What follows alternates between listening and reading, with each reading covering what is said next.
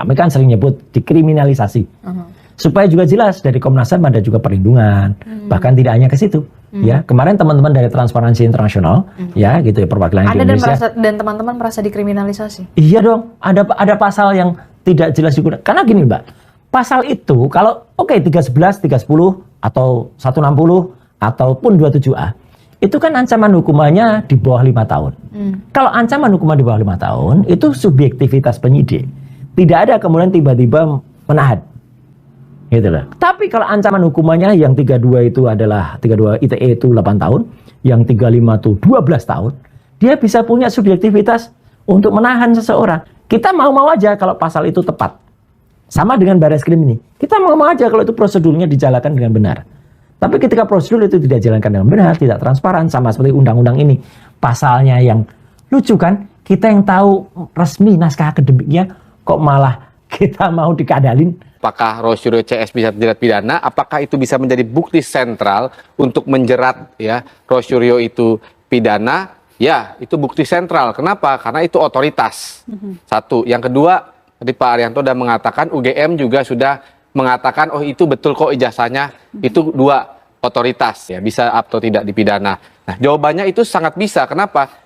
Kita sudah pernah diskusi ya, bahwa saya mengatakan legal truth tadi. Ya, legal truth, formal truth itu sudah mengarah ke sana karena untuk menetapkan seseorang sebagai tersangka itu cuma perlu angka tadi, 2 alat bukti, kuantumnya 2. Nah, di sini tadi sudah ada keputusan dari Bareskrim, lapornya, nah itu 1 tuh. Kemudian ada juga perbandingan-perbandingan, dokumen-dokumen yang dibandingkan dengan ijazah-ijazah lainnya ya pada tahun itu. Itu juga udah 2. Belum lagi soal Jokowi pernah KKN, Pak Jokowi pernah KKN. Juga pengumuman koran dulu kan ada banyak waktu itu Bareskrim menampilkan. Jadi itu sudah banyak. Saya menyayangkan kenapa Universitas Gadjah Mada berani melakukan hal-hal yang menurut saya sangat tidak proper ini. Ini sekelas UGM, Prof. Itu melakukan hal-hal yang menurut kami konyol. Konyol sekali. Saya ingin membela UGM. Tapi kenapa UGM melakukan tindakan tidak proper, memberi kami skripsi dengan nama Joko Widodo yang lembar pengesahannya tidak benar. Kebenaran yang asli. Dia mengatakan, apa yang dikatakan UGM, apa yang dikatakan Bareskrim itu kan kebenaran formal ya. Kebenaran yang mungkin saja dimanipulasi oleh kekuasaan negara. Kan itu argumentasi utamanya dari Roy Suryo CS ini. Ya. Konsekuensinya dia dilaporkan oleh Pak Jokowi yang mempunyai hak untuk melaporkan. Karena Pak Jokowi merasa, loh ijazah saya asli. Ini kan sekarang masih penyelidikan ya. Jadi tahapnya tuh penyelidikan, penyidikan, kemudian menetapkan tersangka. Itu diberikan akomodasi di setiap stage ini, di setiap step ini. Jadi kalau misalnya Pak Roy Suryo CS itu merasa ini dimonopoli aja nih, Bareskrim disetel, UGM disetel. Itu kan artinya dia mau memberikan jarak kan. Jadi gelar perkara itu disampaikan terbuka, kalau perlu live. Ijazahnya tampilkan. Kemudian jadi kita bisa lihat ketika kemudian melakukan uji barang, pelapornya dipanggil dong. Enggak sendiri-sendiri main sembunyi-sembunyian gitu. Saya klaim ya sembunyi-sembunyian gitu. Jadi pelapornya dipanggil, gelar terbuka. Gelar perkara secara terbuka. Itu usul yang menarik juga. Karena persoalan ini kan sudah berlarut-larut ya, sehingga orang bisa melihat ya. Karena kan tuduhan tadi, memberikan distance tadi kan orang tidak percaya. Mereka ini kan tidak percaya kan. Ketika orang itu dituduh melakukan suatu kejahatan, itu adalah momen kritis dalam hidupnya. Karena kalau dia dituduh melakukan kejahatan, maka dia bisa ditangkap, disita, rumahnya digeledah, dan lain-lain. Artinya kemerdekaannya bisa diambil. Oleh karena itu, KUHAP itu sebenarnya dalam sisi ini sudah mengakomodasi. Ya, dan penyidik itu wajib memeriksa. Kalau ada permintaan itu wajib memeriksa, baik di saat penyidikan, artinya di saat pemeriksaan polisi ini, dan ketika nanti di saat pengadilan harus diperiksa. Angin ini sudah mengarah ke Pak Jokowi, artinya angin kemenangan lah dalam tanda petik ya. Sedangkan yang agak terancam ini kan Roy Suryo CS. Kenapa? Tadi saya katakan ada bukti-bukti krusial yang sudah dikeluarkan. Apa itu bukti krusial? Hasil lab 4, kemudian otoritas UGM sudah mengatakan asli. Ya, kemudian ketika konferensi pers ada banyak bukti, yaitu misalnya klip koran zaman dulu bahwa diterima, kemudian foto-foto KKN dan lain-lain. Nah, ini kan bukti ini sudah memenuhi syarat legal truth tadi. Apa tuh syarat legal truth sistem pembuktian itu? Untuk menetapkan tersangka cuma 2 alat bukti loh. Nanti untuk memidanakan orang 2 alat bukti ditambah subjektivitas hakim yang disebut dengan keyakinan hakim.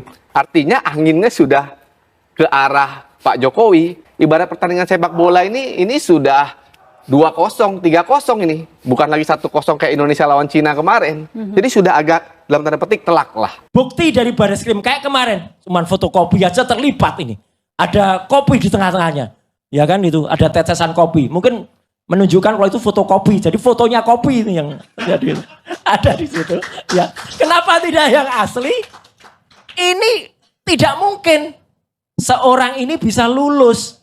Mungkin ijazahnya quote and quote asli menurut UGM. Tapi tidak melalui proses akademik yang benar. Yang dipermasalahkan kan ijazahnya. Ijazah ini kan sebenarnya kulminasi atau titik puncak dari proses akademis seseorang. Nah, dalam hal ini dimensi penting dari proses akademis seseorang itu kan skripsi. Jadi skripsi ini menjadi pintu masuk ya untuk membuktikan bahwa ijazahnya ini itu diperoleh dengan cara tidak benar. Jadi kalau yang pertama mengatakan palsu itu mungkin sudah agak sulit karena otoritas dalam hal ini UGM misalnya ya, dan juga Barreskrim mengatakan itu identik dengan ijazah-ijazah yang dikeluarkan pada tahun itu. Nah, skripsi ini digunakan sebagai pintu masuk untuk menggugat. Oke lah, kalau misalnya itu ijazahnya UGM bilang betul, tetapi prosesnya itu tidak betul. Artinya tetap saja ada unsur kepalsuan di dalamnya. Itu yang coba dirangkai. Ada seseorang yang keberatan karena merasa dicemarkan nama baiknya, merasa dihina, ya, atau bahkan sebelumnya merasa kita menyebarkan menghasut. Ya udah, gunakan pasal-pasal itu. Kalau menghasut kan 160 KUHP, pencemaran nama baik 310 13 atau melalui elektronik 27A. Ya udah, kok tiba-tiba ada pasal lain yang diselundupkan. Itu namanya pelanggaran HAM. Ini kan ada seseorang yang sedang dilaporkan, yang sedang menghadapi ancaman pidana. Dia dituduh mencemarkan nama baik seseorang, dituduh juga fitnah, dituduh juga kabar bohong yang membuat kegaduhan. Artinya dia ingin harus fight back kan, untuk membela diri kepada nasibnya. Tadi saya sudah katakan bahwa di dalam KUHP itu instrumen untuk fight back ya. Ketika dia diselidiki, dia disidik secara pidana itu diberikan. Nah, soal skripsi ini ya adalah salah satu instrumen yang digunakan untuk fight back. Argumentasi untuk fight back. Enggak. Kalaupun UGM mengatakan itu asli, otoritas mengatakan itu asli, tapi Roy Suryo CS itu menggugat ya, cara mendapatkan ijazahnya itu dengan cara yang tidak betul. Apa itu cara yang tidak betul? Skripsi. Apakah itu betul atau tidak? Maksudnya argumentasinya itu punya bobot apa tidak? Saya tidak tahu. Karena sejauh ini yang saya baca di media, itu kan persoalan ada tanda tangan kan. Tanda tangan pembimbingnya tidak ada. Nah, kalau cuma sesederhana itu, saya rasa perlu dipertebal lagi, lebih dalam lagi. Karena alat bukti yang dituduhkan untuk mensupport ya tuduhan pencemaran nama baik dan lain-lain itu kepada Roy Suryo CS itu lebih dalam dari itu. Jadi kalau dia mau menggugat skripsinya, dia harus buktikan. Misalnya apa? Tidak pernah itu skripsinya dibuat. Atau skripsinya dibuatkan oleh orang lain. Saya tahu siapa yang membuat skripsinya. Nah, itu menjadi bukti yang krusial sebenarnya untuk membela dirinya.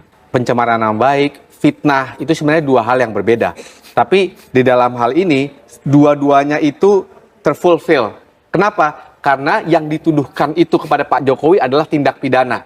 Yang dituduhkan kan memalsukan ijazah.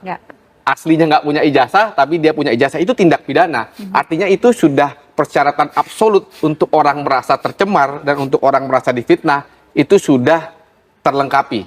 Sistem pembuktian kita itu minimal untuk mentersangkakan orang dan memidanakan orang itu jumlah alat buktinya 2. Nah, berdasarkan yang sudah kita ketahui, alat buktinya ini sudah lebih dari 2 dan bahkan banyak, saya yakin. Ya, karena ada tadi ya foto, lab for, keterangan dari UGM itu sudah lebih dari 2. Apakah pihak Roy Suryo CS bisa melawan ini? Apakah dia mempunyai bukti pamungkas gitu ya? Yang tadi kita bicarakan, kan dia sedang distancing, memberikan jarak, mau mengatakan, itu kebenaran yang dibuat-buat oleh alat negara. Saya punya kebenaran aslinya. Nah, klaim ini didukung nggak dengan bukti? Ada tidak yang bukti saksi? Tadi pintu masuknya tadi mungkin skripsi, makanya dia sedang menggoreng itu soal skripsi. Karena begini mau mengatakan, kalau UGM udah bilang benar lulus, kemudian lab 4 Bareskrim, dan Bareskrim ini kan polisi, lebih tinggi derajatnya dari Polda Metro, ya dia pasti akan referensinya ke sana. Kemudian ada saksi-saksi lain, nah ini kan udah terpojok. Nah bukti krusial apa? Misalnya bukti krusialnya yang pertama mau menunjukkan UGM ini kong kali kong juga ternyata. UGM ini ikut serta dalam fabricated design ini, bahwa sebenarnya Pak Jokowi itu nggak lulus, tapi oleh UGM dibilang lulus. Nah bukti apa yang bisa mengatakan itu? Wah itu banyak, misalnya saksi, ada nggak saksi yang bisa mengatakan itu? Iya. Atau bisa nggak membantah foto-foto misalnya ikut KKN? Ada nggak saksi yang bilang, oh ternyata nggak ikut KKN, itu ditempel fotonya editan? Nah itu seperti itu. Yang kedua skripsi tadi yang saya katakan, dijokiin apa enggak nih skripsinya? Gitu kira-kira. Ya. Assalamualaikum warahmatullahi wabarakatuh, jumpa lagi dengan saya DJ. Kali ini saya ingin menanggapi beberapa postingan dari para politisi Indonesia ya, yang sudah sangat terkenal, yang pengikutnya jutaan. Saya ingin mengomentari postingan mereka. Yang pertama, Anies Baswedan. Siapa yang tidak kenal Anies Baswedan? Si Abah yang katanya Imam Mahdi. Harusnya kalian ini malu ya, ketika ada seorang politician disebut Imam Mahdi, ternyata kalah pilpres. Harusnya para pendukung Abah ini malu ya. Karena apa? Semua orang menyaksikan bahwa Anies Baswedan itu Imam Mahdi palsu. Tapi memang pembenci ini tidak tahu malu. Tetap saja bangga. Kalau Anies jadi presiden, maka Indonesia akan terang benderang. Kalau Anies jadi ini akan begini. Kalau Anies jadi begini akan beres. Bahkan Anies Baswedan dibanding-bandingkan dengan KDM. Saya sebagai warga Jakarta tertawa ya ketika melihat komen-komen yang membangga-banggakan Anies Baswedan. Padahal jelas Anies Baswedan ini Imam Mahdi palsu. Tapi masih dibangga-banggakan. Imam Mahdi palsu, dan dia bisa dituntut oleh seluruh umat Islam di dunia. Dituntut dia bisa itu, ngaku-ngaku Imam Mahdi, padahal palsu. Yang mau saya komentari bukan soal Imam Mahdi palsu ini ya, tapi postingan beliau ini. Di saat rakyat Indonesia ramai membahas tentang ijazah palsu, Anies Baswedan membuat postingan menampilkan dia di wisuda dari UGM. Foto wisuda dia bersama ayah bundanya. Tentunya postingan beliau ini mendapatkan tanggapan dari penggemar Imam Mahdi palsu ini. Tanggapannya apa? Nih lihat, abah gue asli lulusan UGM. Mana si Jokowi itu? Punya nggak dia foto wisuda? Pak Anies Baswedan yang terhormat, mantan gubernur Jakarta, sebagai orang yang terkenal, sebagai politician, harusnya Anda ini main politik dengan cantik. Tidak memanfaatkan situasi saat rakyat Indonesia ramai-ramai membahas tentang ijazah palsu Pak Jokowi, Anda memposting foto wisuda bersama ayah bunda. Maksudnya apa ini Pak? Ingin membuat lebih gaduh lagi soal tuduhan ijazah palsu ini. Saya ingatkan Bapak, tahun 2014 Bapak mati-matian mendukung Pak Jokowi. Bahkan Bapak mengatakan bahwa Pak Jokowi ini orang baik. Dia ini bukan politisi. Dia ini pengusaha. Dia tidak punya cacat. Dia pernah sukses menjadi wali kota Solo. Bla bla bla bla bla. Pujian-pujian, jilatan-jilatan Bapak itu sampai sekarang masih ada jejak-jejaknya Pak. Dan Bapak tidak usah berdusta bahwa Bapak menyaksikan dengan mata kepala sendiri Pak Jokowi ini lulusan UGM, ijazahnya asli. Kenapa Bapak tidak berani berkata di muka publik bahwa Pak Jokowi ijazahnya asli? Bahkan Bapak malah menambah kisruh. Kenapa Pak? Gaya Bapak berpolitik seperti ini justru akan merendahkan Bapak. Sampai kapanpun Bapak tidak akan pernah menang jika Bapak mengikuti kompetisi Pilpres. Karena apa? Bapak semakin nampak kelicikannya, semakin nampak kemunafikannya. Bapak juga tidak pernah menyangkal menjadi Imam Mahdi kan? Justru yang palsu itu Bapak. Imam Mahdi palsu. Bapak ini pendusta. Berjanji mau membangun rumah DP 0 rupiah. Ternyata Bapak ganti 0%. Janji 2 juta rumah untuk warga Jakarta. Ternyata yang dibangun, dan itu pun yang membeli orang-orang kaya. Pendusta Bapak itu. Tapi Bapak berani-beraninya menambah keruwetan. Berani-beraninya ikut berdusta soal ijazah Pak Jokowi. Bapak tahu kan, Pak Jokowi lulusan UGM. Jangan dusta Pak, jangan bohong. Bapak nggak berani membela Pak Jokowi. Oh jelas, karena Bapak membenci Pak Jokowi. Mengenai ijazah palsu Pak Jokowi ini Pak, yang dituduh oleh anak-anak buah Bapak, mereka ini bernarasi, katanya Bapak dipecat dari menteri karena Bapak ingin membongkar ijazah palsu Pak Jokowi. Benar Pak begitu? Jangan dusta lagi Pak, Bapak harus mengklarifikasi berita bohong ini. Pada waktu Bapak menjadi menteri di kabinet Pak Jokowi, ada salah satu menteri Pak Jokowi yang menginginkan pembenahan bagi aparatur negara, PNS, kemudian pegawai BUMN dalam hal ijazah. Karena banyak pegawai negeri sipil, aparatur negara yang memiliki ijazah palsu. Usulan dari menteri ini disetujui oleh Pak Jokowi, sehingga mulai dibenahilah penertiban ijazah bagi PNS. Kemudian Bapak di Departemen Pendidikan juga ikut-ikutan membenahi soal ijazah palsu anak buah Bapak. Kenapa ketika pendukung Bapak sekarang mempermasalahkan itu, Bapak tidak mau mengklarifikasi? Klarifikasi dong Pak Anies. Jangan nambah ruwet. Jangan Bapak membiarkan fitnah. Kalau Bapak membiarkan fitnah, berarti kita tahu Bapak bukan Imam Mahdi dan Bapak adalah pengikut DAJAL. Mohon maaf saya terpaksa keras dengan Bapak. Karena bukti-bukti, data-data valid. Jejak digital tidak bisa kita hapus. Ada semuanya, Bapak diam saja disebut Imam Mahdi, padahal bukan. Ya kan?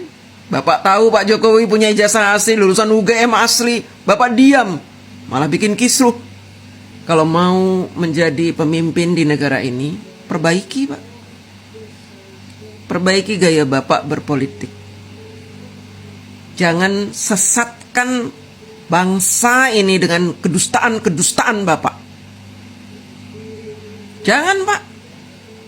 Kalau Bapak ingin saya mulai mencintai Bapak dan mendukung Bapak, ubah Pak sifat-sifat busuk Bapak itu. Tobat Pak, tobat. Tobat. Jangan bohongi rakyat Indonesia. Anak-anak Bapak itu, anak-anak Abah itu, semua gampang dibohongi, dikibulin. Tapi kalau anak-anak jenderal, sorry aja Pak. Sorry Pak.